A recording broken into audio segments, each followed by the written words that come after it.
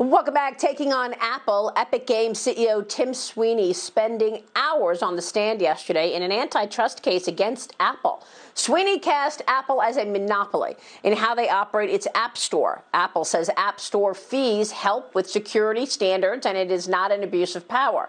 It all came in response to Fortnite being kicked off of Apple's App Store last summer. Joining me right now is disruptive tech research founder and chief analyst Lou Basenese. Lou, great to see you. What was your reaction to day one in court yesterday?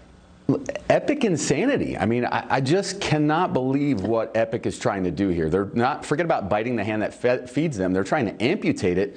They signed up to be on Apple's platform knowing full well it's a 30% commission, knowing full well that they have to use Apple's payment system, and they had no problem with that. But what happened is they got super big, and they got too big for their britches, and they think they have some power here. What amazes me from yesterday's testimony is this.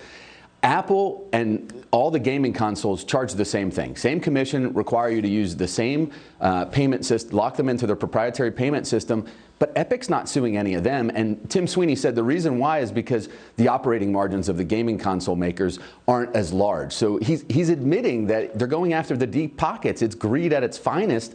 And I just don't think they have a case here. I think it's going to make tons of headlines for the next 3 weeks in the trial. There's going to be a lot of weariness about Apple, stock, because what happens if the App Store model changes? I just think it's going to be a lot of smoke and mirrors and really not much substance to it at the end of the day. Well, do you see the App Store, though, as being dominant? I mean, let's face it, they threw Parler off the App Store, right? And it destroyed Parler's business.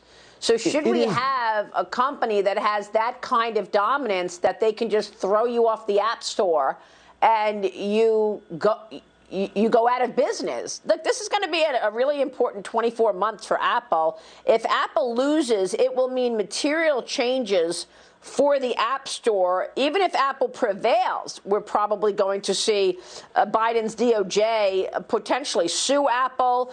Look at the dominance of the App Store. Isn't that right?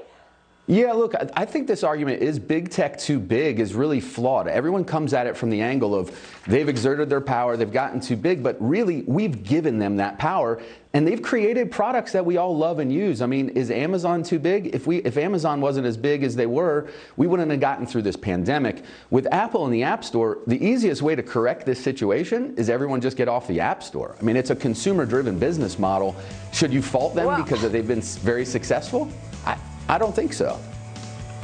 Well, we'll also see whether or not Facebook allows President Trump back on the platform. We're going to know that answer tomorrow. There's that. They can kick people off the platform as well. So, Lou, look, we'll be watching they should be this. held Thanks liable for weighing for that. in. Lou Basenese. Thank you, okay, we'll be Maria. right back.